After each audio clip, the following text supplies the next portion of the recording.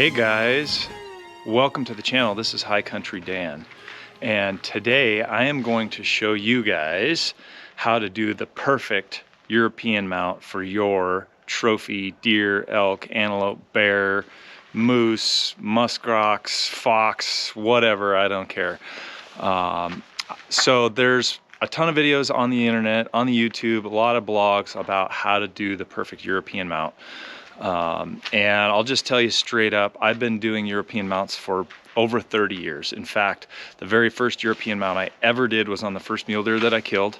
And I completely butchered and ruined that head.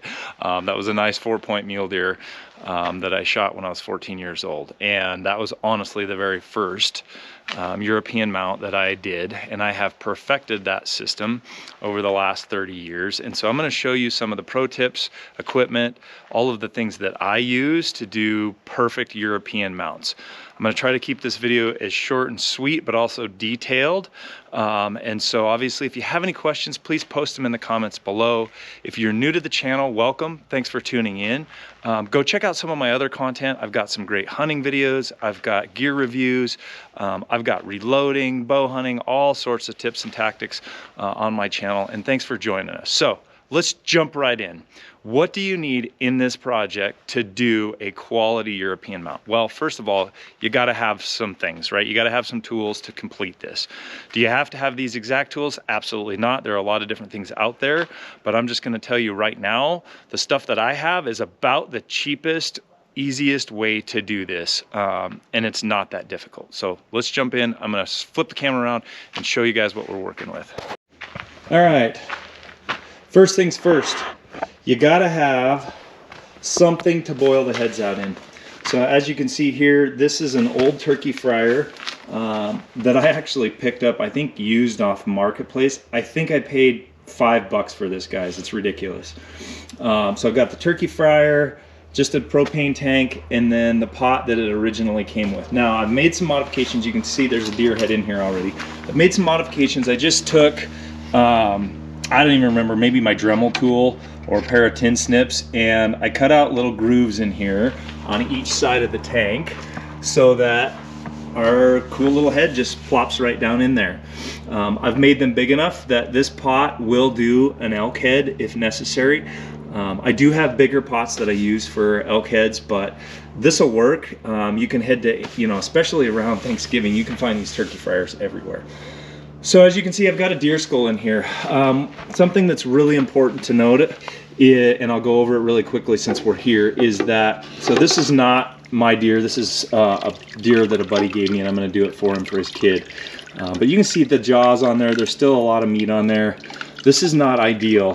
The one thing that will really help you be successful in your projects is making sure that you get as much meat and cartilage off the head as you absolutely can as soon as you can. So when you get back to the house, when you get home from your hunt, whatever the case may be, cape that thing out, get as much of the stuff out of there as you can. It's really important to get the eyeballs out and get that lower jaw off. Most times you don't keep the lower jaw for a European mount. If you are, that's fine. You're still going to want to boil it separately anyway. But here's pro tip number one. If you have an old crusty skull like that that's got a lot of meat on it, throw it in a 5-gallon bucket, fill it full of water, and let it sit for a couple of days. Just the meat getting wet will help loosen up that cartilage and that meat, and it'll help it come off a lot easier when we start boiling this thing out. So that's pro tip number one. Get as much meat off of it as you can and soak it in a bucket, a 5-gallon bucket, if it's crusty and hard up. All right, so let's move on. Let's flip over, and I'm gonna show you some other tools and things that are gonna be necessary. All right, so some really necessary tools for this project. Gonna be a roll of duct tape. I know it sounds weird.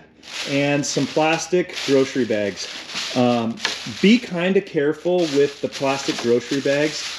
I'm not a huge fan of these ones that have a lot of ink and writing on them. I like the Walmart ones the best, and you'll see why here in just a moment. So grab yourself some plastic bags, some duct tape. The next thing you're gonna need is a couple of different things. So I've got a couple of different products here. These are Salon Care. This is 40 volume clear. So this is a liquid, and this is 50 volume cream, and so this is obviously a cream, and then this is a basic white extra strength powder lightener. All right, so we'll talk about those more towards the end of this video once we get through the boiling and cleaning process. I picked these up at the local beauty supply. If you don't have a local beauty supply store, you can order these online, and you can get them shipped to you when you get. So basically what this is hydrogen peroxide, extreme strength hydrogen. It's 40% volume hydrogen peroxide. 40 is the highest you can get, and I recommend getting the highest you can get. In a clear, you can get the 50 in cream. These are the highest volume of hydrogen peroxide that you can buy commercially as a normal person online. But head down to your beauty supply store, ask for these kind of products, look online, you can get them shipped to you. They shouldn't charge you any extra shipping for hazmat because, again, 40 is high as you can ship.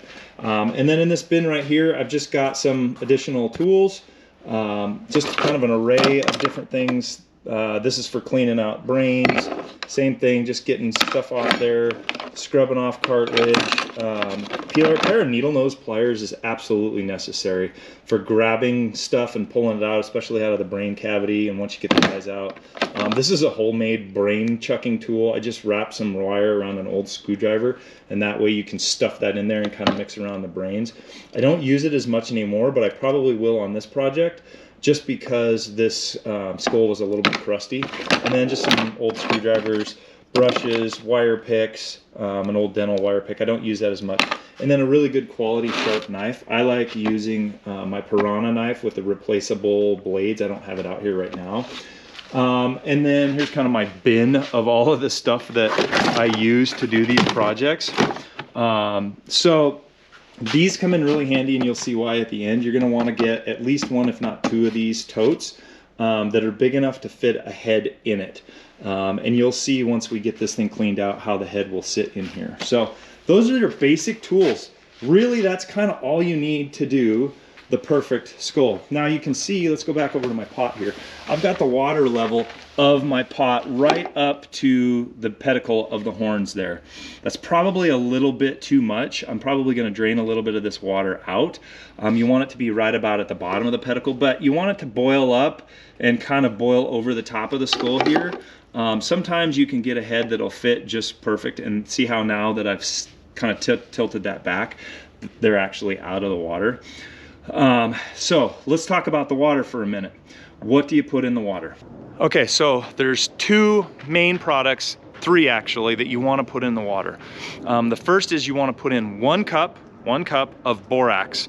That's a laundry detergent booster. It's kind of like OxyClean. If you can't find borax, you can use OxyClean. It just doesn't work quite as well in my experience, but it's pretty much the same thing. So 1 cup of borax, that's a powdered substance, so you dump that in the pot, about a half a cup of vinegar, and about a quarter teaspoon, not very much, like 4 drops of Dawn dish soap. The Dawn dish soap you got to be really careful with because it will make it bubble up a lot. We want some bubbling, but I don't want it to be like overflowing, like running out of the pot kind of a thing. And so the borax and the Dawn dish soap work to degrease the skull and pull all of that grease out of the moisture. If you're doing a bear skull or something that's extremely greasy, I would add like almost 2 cups of borax. You just have to be careful because that stuff can and will erode the bone quality, and it'd actually make the bones kind of brittle and frail, depending on how long you boil it. I repeat, do not add bleach, Clorox, anything like that. A lot of people think that's a great way to whiten the skulls. It's not. It will ruin your skulls. It makes them look terrible. It weakens the bone, so don't use that. You don't need to use that. Literally, all you need is borax, Dawn dish soap, and a little bit of white vinegar. The white vinegar helps with the smell, and it helps with the chemical reaction of the borax in pulling the blood and grease out of the skulls. So that's it, guys. Those are the tools you need. Obviously, you need something to light your thing. So here's what we're going to do. There is one more very important tool. I got to go get it, and I'm going to pull it out, and it's the last tool that we need for this project. All right, guys, so here it is, the Holy Grail of doing European skull mounts. You got to have a pressure washer, guys. This is nothing fancy. This is a relatively inexpensive one from Lowe's. There's electric ones you can buy off of eBay, and gas ones as well. But at the end of the day, that's really the most important tool of this project. That will save you a ton of time and effort. And realistically, you pretty much have to have a pressure washer to do a good job of skulls. Now, the other couple of things that I use in this project is an old piece of wood. I'm grabbing that out right now. And it's just a piece of plywood. And I'm gonna throw it down here on the ground and show you what I'm dealing with. So it's this guy right here. Nothing fancy, just a piece of, I think it's 1/4 inch, 3/8 inch plywood. And what I'll do and what I use that for, because I have dirt out here, if you've got concrete or some other substrate, I wouldn't do it in gravel, but because I have dirt out here, when I'm boiling the skull, we'll pull it out, throw it on there, and I can power wash it, and I'm not getting a bunch of dirt and debris up into the skull as I'm power washing it. That makes sense. All right, guys, so again, you might be asking, what in the world is he gonna use those plastic bags for? And here's exactly what we're gonna use those plastic bags for. So I'm gonna make sure that the bags are correct side inside out, where if there's any markings, writing, print on the bags, we want that to be on the outside. And I'm just gonna find an edge of the bag, kind of like right in here where these things are. And I'm gonna take that edge and I'm gonna wrap it underneath the pedicle here. And I'm just gonna wrap the bag around the horn as tightly as I can. And hopefully you guys can kind of see what I've got going on here.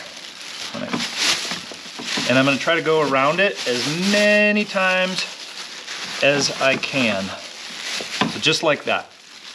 And then I'm gonna take our trusty duct tape and pull off a strip here. And I'm just gonna wrap the duct tape around it as well, just like that. Hopefully you guys can see that.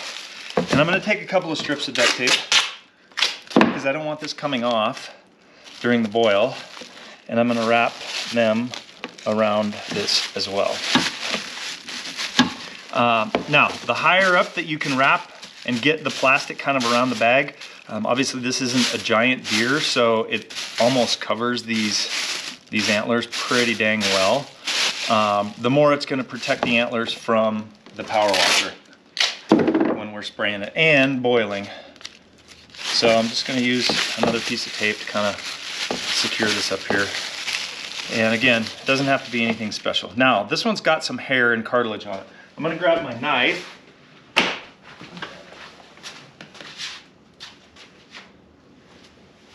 And I'm gonna trim that up as much as I can here, because anything that's trapped under that bag is not gonna really boil off very well. Again, this is why I like using these Piranha knives with the replaceable blades. They're incredibly sharp. You can get that stuff out pretty well.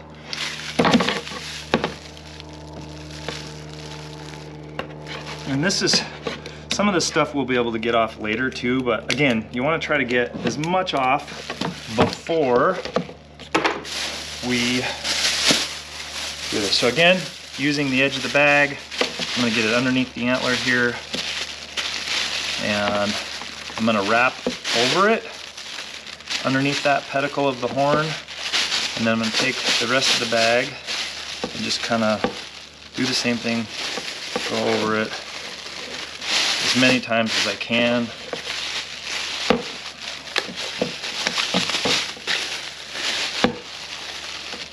And it doesn't have to look beautiful. And that's pretty much as good as it needs to be. Obviously, make sure your tape goes in the same direction that you're wrapping so that it doesn't come unwrapped. And as you know, duct tape sticks really well to itself, so make sure that you get it wrapped all the way around to itself. Now, you could wrap the remainder of the horns with plastic wrap or with these bags, but honestly, this works best.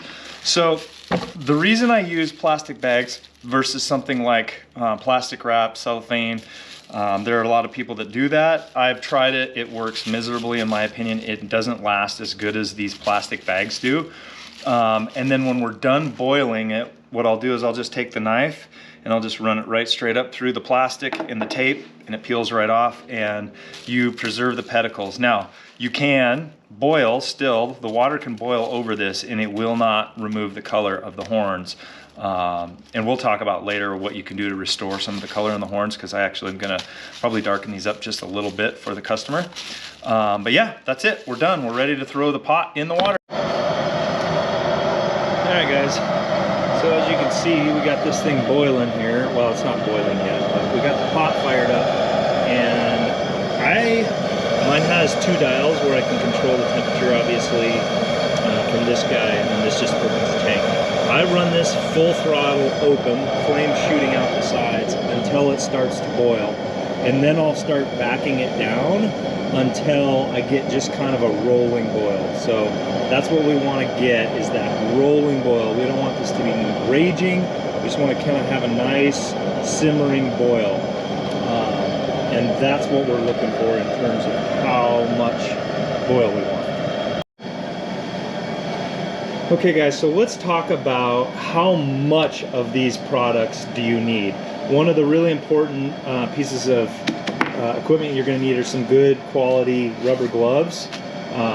Obviously, use whatever you can get your hands on, but you're going to need these when we start cleaning up the skull. It's going to be hot and it's going to be messy, so get yourself some good rubber gloves.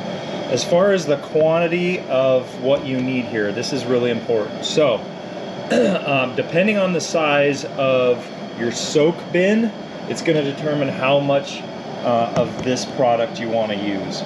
We're going to use this product first, and then we'll use these products together later. So what we're going to do is we're going to soak the skull in this, and I'll go over this a little bit more in detail once we get the skull in here.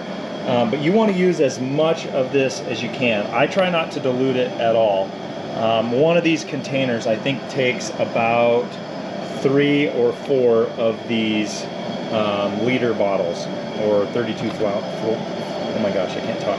32 fluid ounce bottles.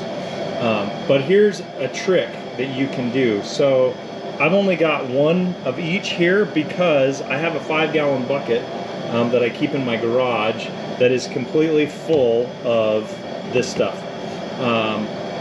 Now some of it is diluted because when I do larger skulls in larger pots, you need, so like for an elk skull is not going to fit in this, so I have to use a different container, and so you need to have a lot of this. So I reuse it, meaning that each time I do a skull, I'll buy 1 or 2 bottles, I'll add it to my bucket. My bucket is completely full right now, but as you do more skulls, you can save it. It doesn't ever go bad. Now, you need to make sure you have a lid on it, and so that animals and your kids can't get into it, because this stuff is extremely potent.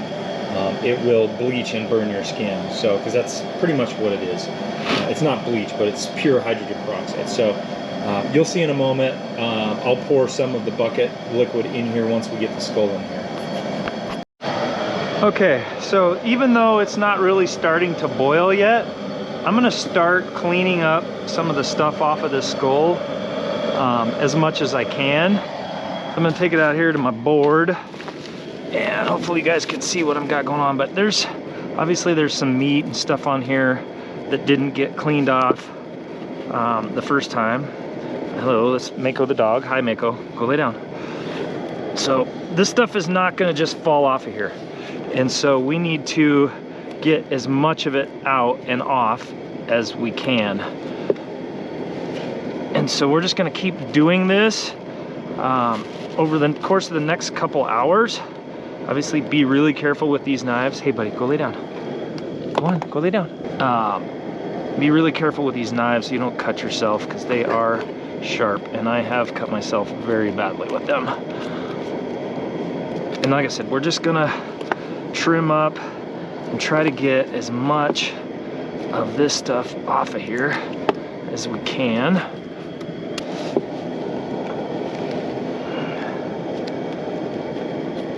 And try to get this jaw pulled out of here also.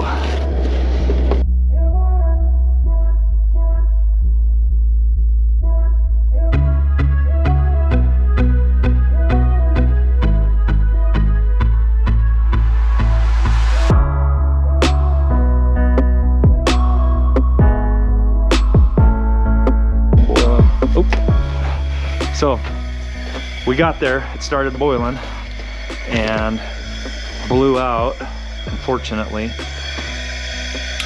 my flame. So gotta turn off the gas here. Looks like I left my torch up on the deck. I'm also smoking a pork butt today, so I'm gonna go grab my torch and relight this guy.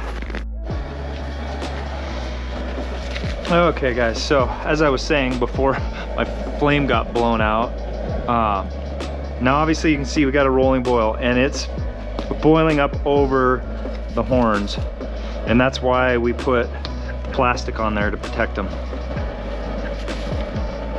My pot is a little full. I may end up dumping out. So now I'm just adjusting my flame so that, again, I'm just getting a nice rolling boil. Hopefully you can see it with the flames. That's what I want right there. I want that to go on for a couple of hours. And all we're gonna do is every, I don't know, 10, 15 minutes, maybe 20 minutes, we're gonna pull the skull out. We'll take it over to our board and just continue to cut meat off of it. We'll fire up the power washer here probably in the next 15, 20 minutes, and I'll show you what we're gonna do with that as well. All right guys, so I was tending to my smoker and wind blew my flame out at a gust of wind, but I want to show you here real quick. You can kind of start to see where this cartilage and whatnot is starting to peel back and the bone is exposed right there. When you start to see that, that's when you know that you can start pressure washing it, and your pressure washer is going to take a lot of that material off.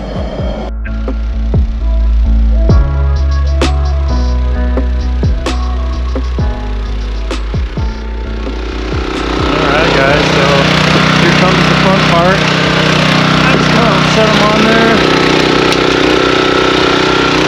A lot of times step on it.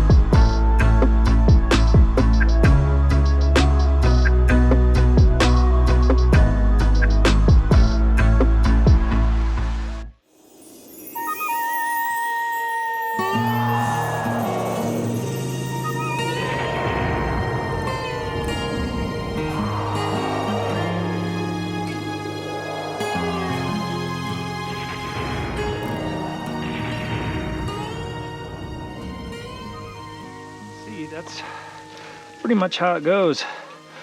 Works really well. Get a lot of that stuff off here. Now when it comes to the nose, I want to make sure that we want to preserve this as much and as well as possible. So I'm just going to follow kind of the outline of the bone here as I'm trimming away this stuff. And this stuff will eventually start to boil out as well. Again, just be really careful with these sharp knives.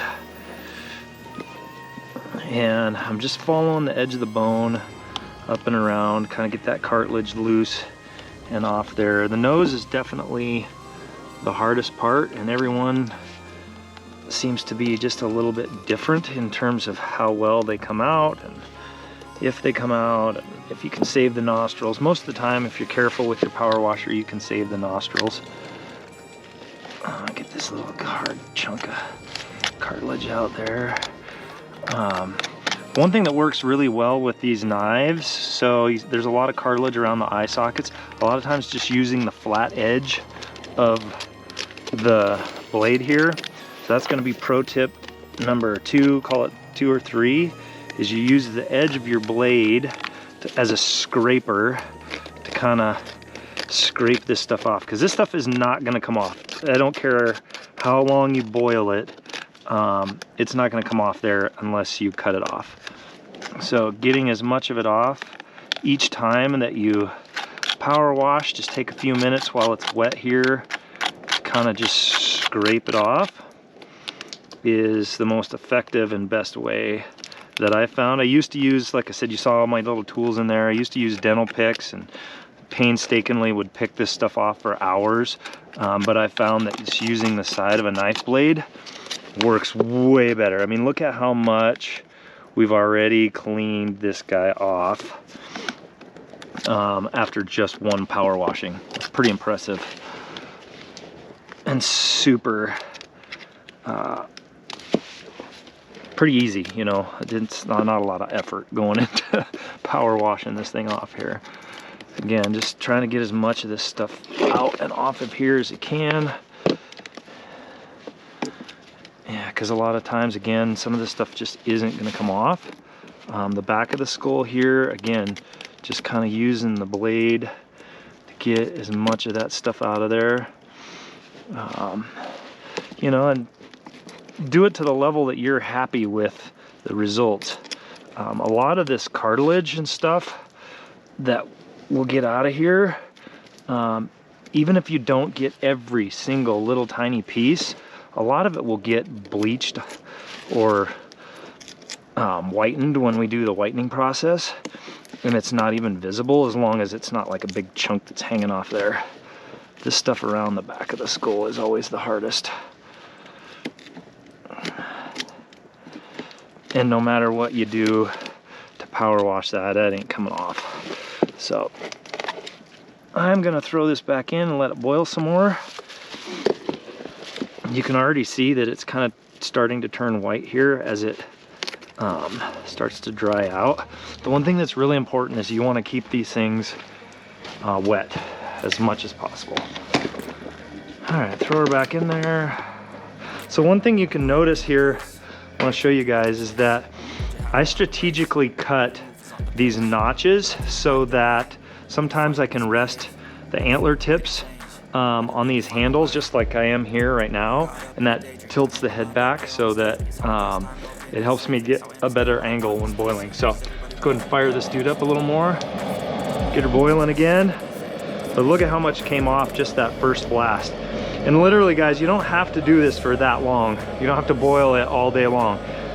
Historically, you really don't want to boil it more than a couple of hours tops. You know, overall, maybe 2 hours. I've been going at this about an hour, hour and a half or so. So I'm gonna kill the camera, go check on my pork butt.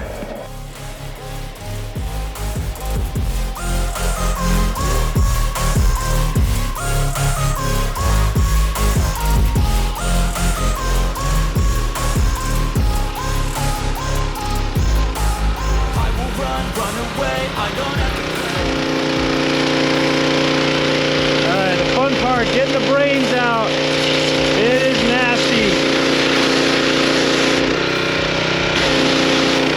Brains are very oily, so you want to try to get as much of that out of there as you can.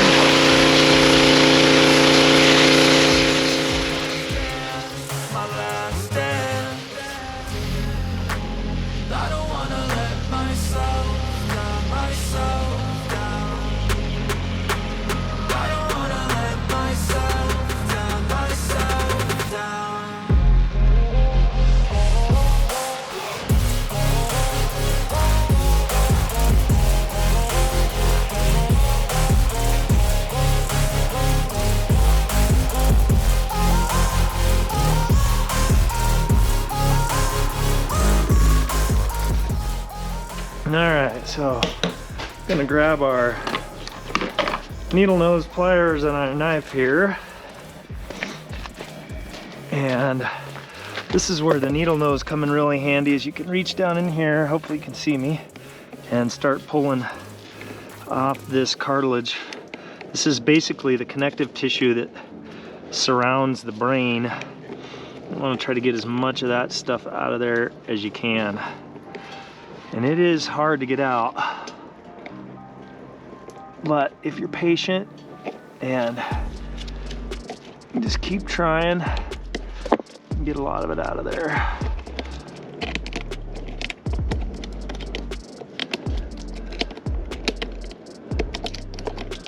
And then a lot of it came out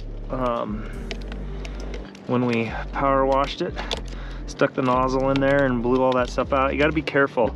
Always power wash it. Pro tip number 4.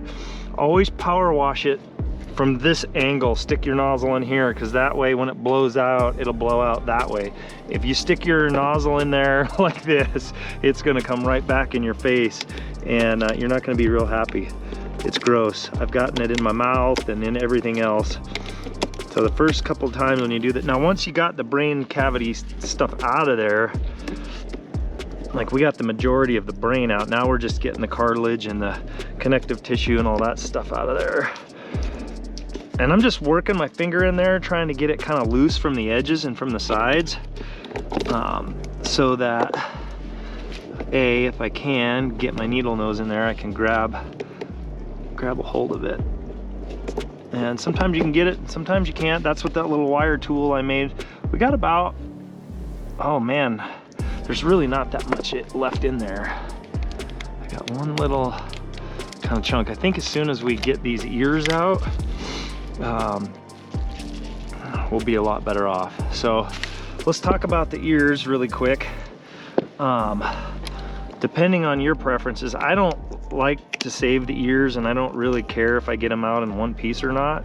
And so you'll see here in just a minute how I get them out. It's pretty easy and rudimentary, but if you do care about them and you want to save them, you can just keep boiling it, and it's going to be a lot more work. You just have to keep picking at it and scraping this stuff off.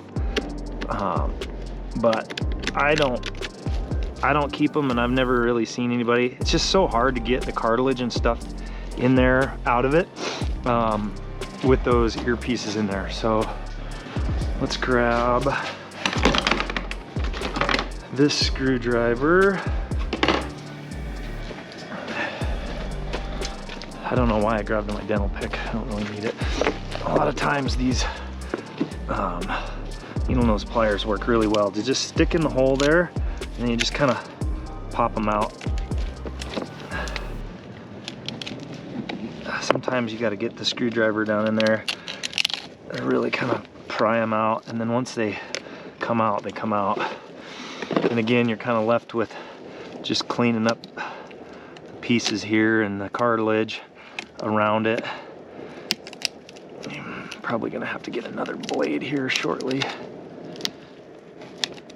but yep, there she went.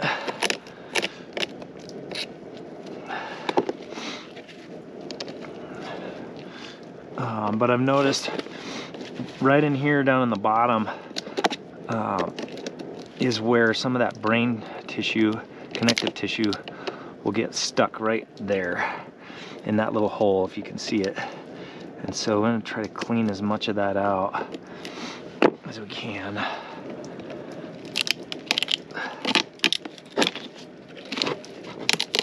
Again, sorry, it's kind of rudimentary, but I'm just trying to get as much of that stuff out as I can before we go and get it back in the pot.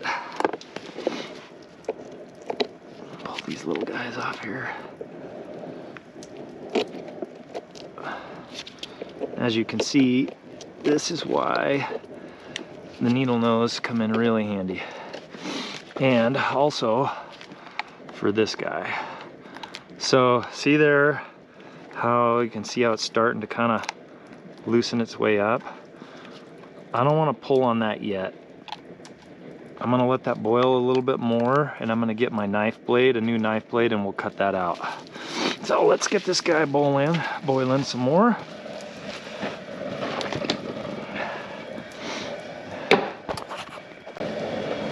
Okay guys, we're getting close. We're gonna go ahead and work on this nose piece and get that out as much as we can. And we're getting super close. All right, so hopefully you guys can see. Again, I'm just gonna slide my knife in here and kind of cut along the top. And there's a little groove right here. I'm gonna do the same thing. I'm gonna slide my knife in and just kind of cut on each side of that groove.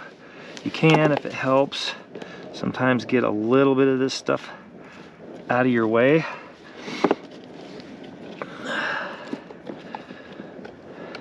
Now you got to be careful. The younger the deer, the easier it is for these nose pieces to fall apart and the cartilage to get kind of boiled out of there and deteriorated so much that the nose piece will fall off, these two pieces right here specifically. And if that happens, it's not the end of the world. You can just use some Gorilla Glue, super glue, and glue them back in place. That happens a lot on the younger deer. But right now I'm just I'm working everything, just trying to loosen it up a little bit so that when I pressure wash this out, I can get as much of this guy as I can. Now, the one thing is that this center piece of cartilage, it's really hard to get all of it out, and you don't have to get all of it out. You just have to get as much as not is visible, if that makes sense. So what I'm doing here is I'm working my knife blade in. Hopefully you can see along the edge of it, and then when I get way back there, I'm going to start kind of cutting up towards the top so that this thing will come out, and it helps to get a hold of it just like that. And now there's still a little bit of cartilage way back in there, and I've found it pretty much impossible to get that cartilage out, but at the end of the day it doesn't really matter because you can't see it at all, really. And in fact, this guy's pretty much done. I'm just gonna kind of clean up a little bit of this excess. If you guys can see into the nose there, all of the nose cavity gook stuff is out, and it is really actually pretty clean in there. So I've got a little bit of cartilage here I need to get off, and again, just using the tip of my knife and the side of my knife blade to kind of scrape away that cartilage is by far the most effective way, rather than even dental tooling it out. Now you can still use the dental tool, but I just kind of take, and obviously be careful. I dang near cut my wrist there with this thing. You don't want to cut towards yourself.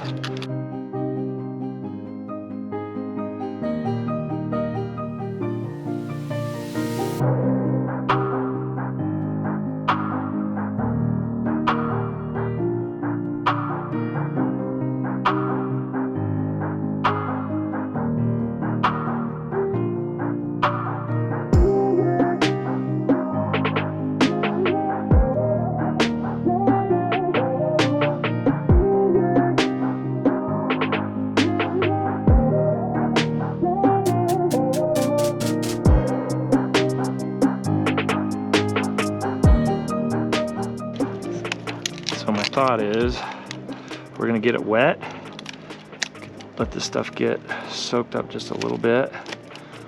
Most of this stuff we're not gonna really be able to power wash too much out yet. I've only power washed, if you guys have noticed, I've only power washed twice, so it doesn't take a lot if you're doing it right.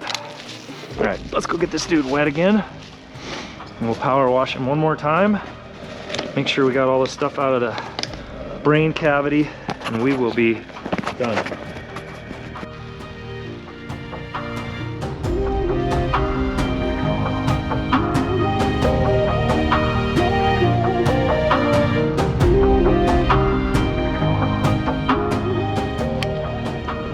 All right, guys, we are done power washing. And so one thing I want to point out is never power wash this way. Never power wash into the nose, in the front of the nose. It's just, that stuff is too sensitive. You're gonna blow stuff up and ruin the nostrils. And that's really the mark of a good European mount. So hopefully you can see in there. The last thing that I've done here is just kind of stick my finger in there and make sure that all of the little brain cartilage stuff is cleaned out as best as we can. And it is, there's nothing left in there at all. I don't know if you guys can see it or not. Got a little bit of stuff back in here. I'm gonna take this inside real quick. We'll clean it up, but we're pretty much done power washing this dude. I'm gonna leave this thing boiling for just a minute because, again, we want to keep it as wet as we can. And I'm gonna just try to get a little bit of this stuff out right here. It's kind of a nasty little chunk in there that's not coming out. There she comes. That's what I wanted to get out. Much better.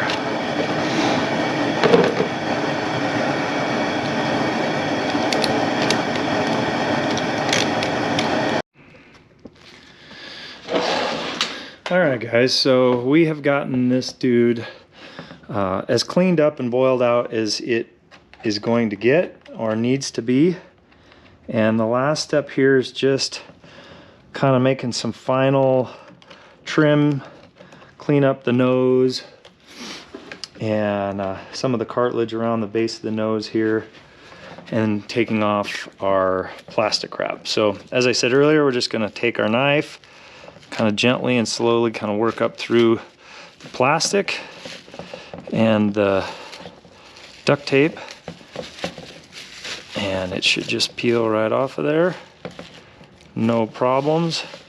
And look at that, we got a beautiful horn in the pedicle, looks fine, no damage to it.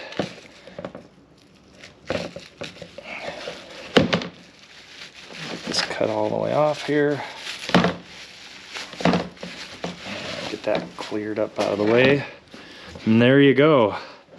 So now I'm just going to take my knife and kind of clean up any cartilage that was underneath the plastic there. And again, just kind of rolling the edge of my knife up against the base of the horn there.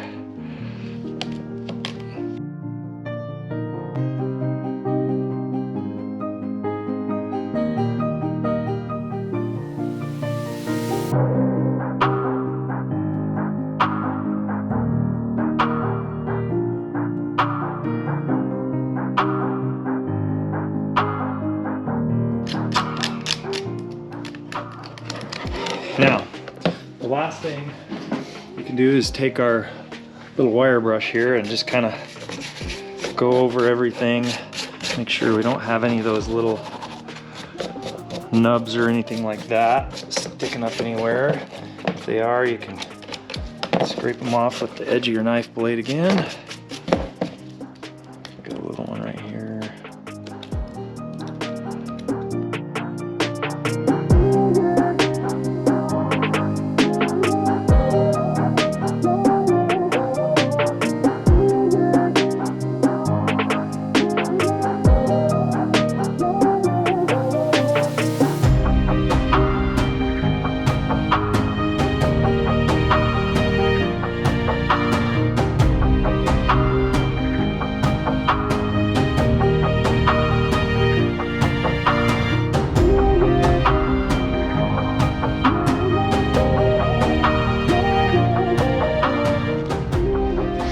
Alright guys, so we have moved out to my garage here, and as you can see, I've got the head skull in this container here. And so now what I'm going to do is I'm going to use this 40 volume clear, and we're going to pour all of that in there. And I'm going to pour it over the skull, being very careful not to get it on any of the horns.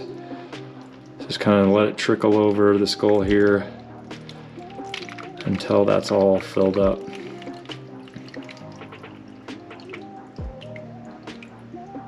Like I said, I think it takes about 3 or 4 of these bottles to fill this container completely up.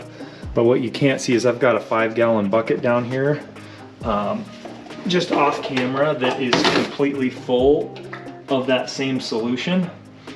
And so I'm gonna use this little cup, and making sure I'm wearing my gloves here, I'm just gonna keep filling this guy up with stuff from my bucket. And then when I'm done with this step, I will take this container and I'll empty it back into my bucket, and we'll reuse that the next time we have a deer skull or an elk skull or a bear skull. Hopefully next spring we'll have a bear skull to do.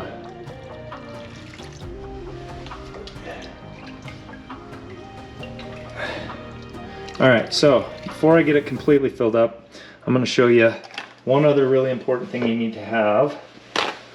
Some paper towels. These are blue shop towels. You don't have to have the blue shop towels. Paper towels will work if you've got good sturdy paper towels, but you want something that's pretty good and sturdy. See how I've folded it here like this into a strip? I'm gonna dip this now down into my solution, and I'm gonna use this to go around the horn and around the pedicle here, because we're not gonna be able to fill this thing all the way up, unfortunately. So there's one. I'm gonna take a second one, do the same thing. Just kind of roll it up so that it's maybe about an inch, inch and a half strip of paper towel. We'll dip that dude in there. And we're gonna do the same thing on this side. Wrap it around. And you just wanna make sure that it's underneath the pedicle there, all the way around on both sides. And you want the tails of it to be obviously pointed down in. The last one that we're gonna take, we're gonna fold kind of in half. And we're gonna do the same thing with it. Only this one's gonna go up and over the back of the skull here.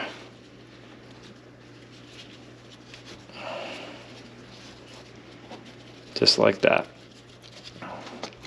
And what that's gonna do, push out any air bubbles. Now, that will make sure that we have complete coverage. Same thing, gonna pour some of the liquid over it.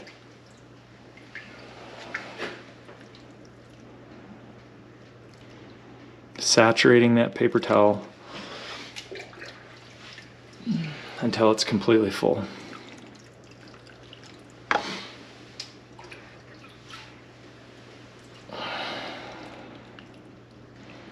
Obviously you want to do this in a workspace where it's not going to freeze or get bumped or disturbed by kids or animals or anything like that.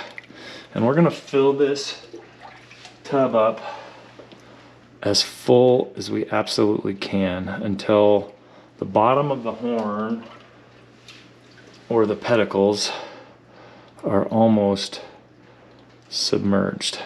We're getting close.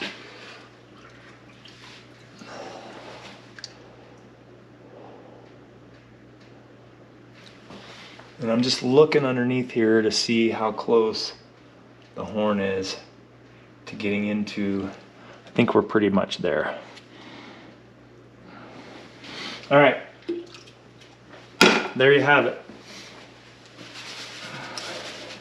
So this is what I would consider step 3 is being done. So step 3 is pretty much done. We're gonna let this sit for at a minimum of 3 days. 3 to 5 days is ideal. The longer you let it sit, the whiter it's gonna get. So I'm gonna let this sit for about 3, maybe 5 days. So probably until next weekend. And then the last step, step 4, is what I'm gonna do is I'm gonna take some of this basic white powder. I'm gonna mix it into this bowl with this 50 cream, and then we're gonna paint that on to the skull. And we're gonna let that sit for another 2 to 3 days with the paste on there, and it's gonna come out perfect, exactly the way we want it. Thanks for tuning in. The next time you see me, we'll be taking it out of the water, and I want you to see what that looks like, and then I will video the process of mixing what that looks like, the consistent that we're looking for, and how we're gonna apply it onto the skull. All right, guys, so we are back. It's been 5 days later since we put this thing in the tub here with the peroxide, the 40% peroxide by volume. So one thing I wanted to mention really quick before we get on to this next and final step is that this step is not necessary for you to get good results. You can get pretty good results and even great results just dunking it like this and leaving it, like I said, for anywhere from 3 to 5 days. You can leave it longer if you need to, a week or 2 if you wanted. Obviously the longer it sits, the better it's gonna get, but there is a point where it's just not gonna get any better.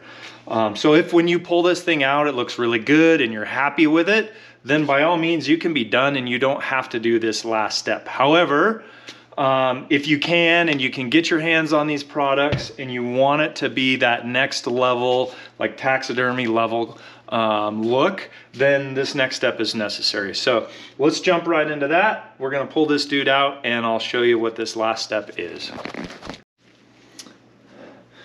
All right, guys, so I've showed you these products already. This is the 40 volume cream. This is the 50 volume cream. I'm going to use the 50 volume cream today. And then this is the basic white extra strength powder lightener. So all this stuff, again, I said you could get at your beauty salon supply store. You don't have to have the 50. The 40 will work just fine, but I happen to get my hands on some 50, so that's what we're going to use. You're going to need something to mix it with. An old Tupperware container and a scoop is really handy, and then something to apply it with. An old paintbrush works really well. So what I'm going to do here is move some stuff out of the way. And first things first is we're going to transfer our deer head here out of this container and into our new container. Going to let it drip off here. I probably should pull this out.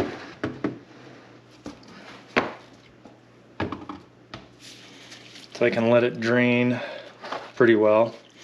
Now, like I said, again, this last step is not necessary.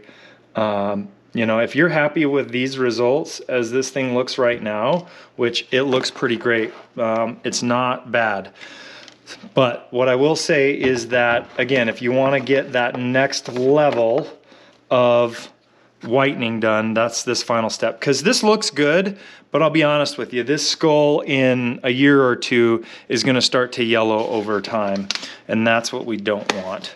And obviously, you can always repeat this this step where you obviously soak it every couple of years. You know, like I said, we want to save this liquid. I'm going to pour that into my 5-gallon bucket that I've got over here, and we're going to save that for the next time. So you can always use this.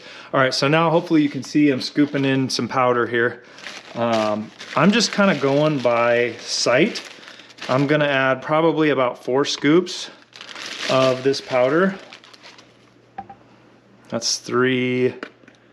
That's quite a bit. I'm going to do maybe another half a scoop. This stuff goes a long ways, and we can always add and subtract some. It's going to make me sneeze, so if I sneeze, I apologize. Excuse me. All right. So now we're going to take, again, really important, wear your gloves. We're going to take this cream, and it's not science. I'm just going to add a squeeze in there, and I'm going to start carefully mixing it, because this stuff is really fine powder, like finer than powdered sugar kind of powder. So take your time, mix it slowly. And it's going to get clumpy, that's fine. Some of it's going to splash out, that's fine. Obviously try to do this on a surface that can't get damaged.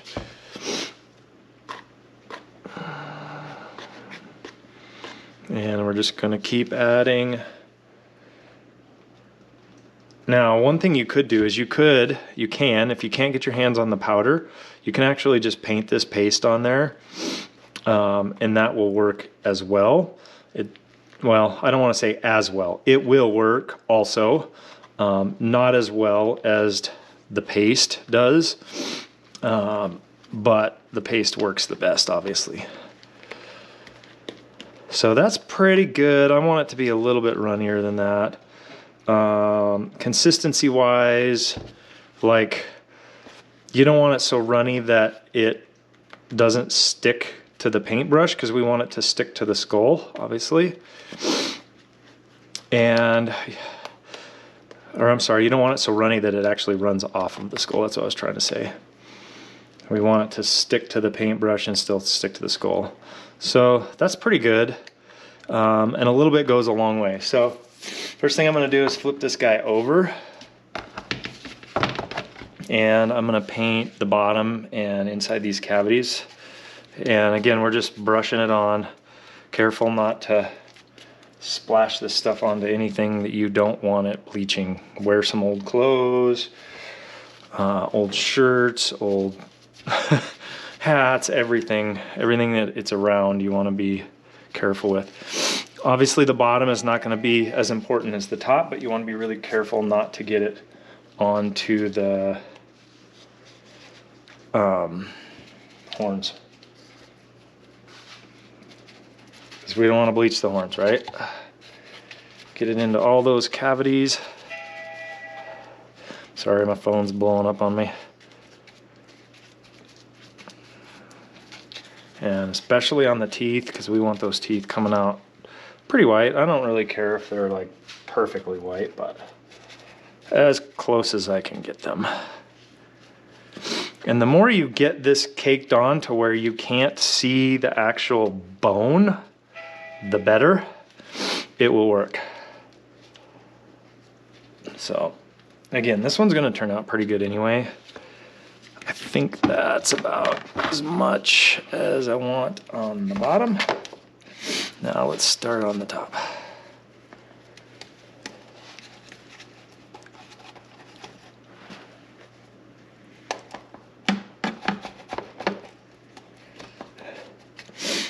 And again, the more the merrier. This is not something that you want to skimp on or go too lightly, especially here on the top where, you know, we didn't have coverage under, you know, like it wasn't submerged. We just had those towels on there. So again, just go slow and go careful around the bases of the pedicles here, the antlers. Making sure we get plenty of this stuff on the back here.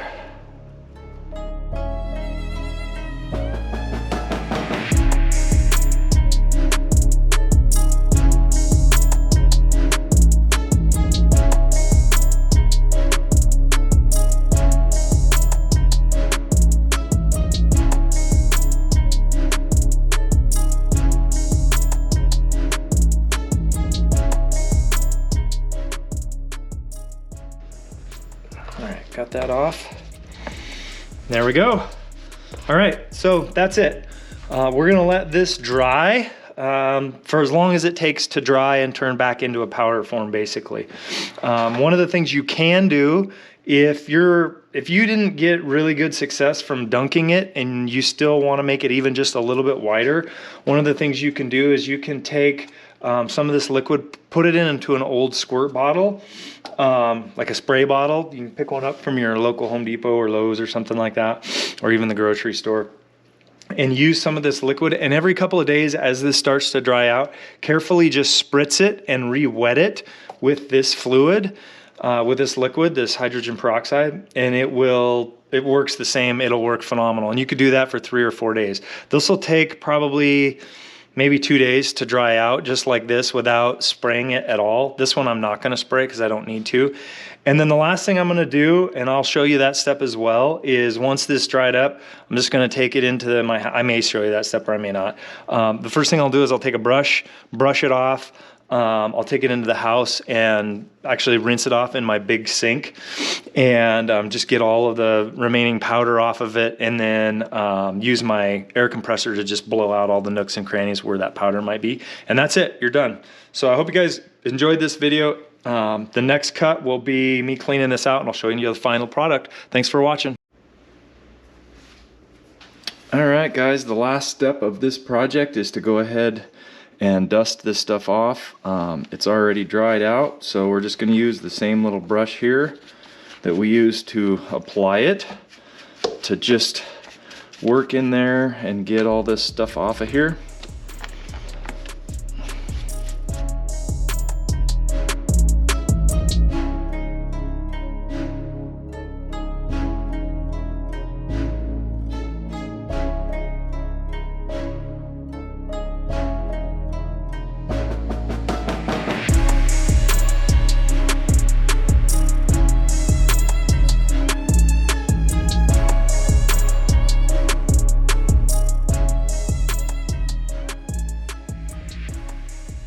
All right, there you have it. Hopefully you guys can see that. Turned out pretty good, and as soon as we rinse it, it'll look really good. We'll get all that little stuff out of there, cleaned out. And that is it. So last pro tip for you guys. If for whatever reason you need or want to darken the horns or bring out the brown in the horns again, like this side here is a little bit light, one of the things that you can use, and what I suggest, is use coffee grounds. Use wet coffee grounds, you know, that have been filtered and you made your coffee. Use those grounds, and obviously the darker the roast, the darker the beans, the darker the color you're going to get. And one thing that I would do is I would wrap the skull up with plastic wrap or cellophane, get the skull completely wrapped and protected, and then just use some rubber gloves and grab a handful of it, and you just kind of work it in along the horns, and that will bring the color out really nice in your horns, and specifically like around the bases as well. And that's it. I hope you guys enjoyed this video. If you did, please give it a like and a thumbs up, and I will give you a picture. I'll put a picture here at the end of the video when this thing's all done.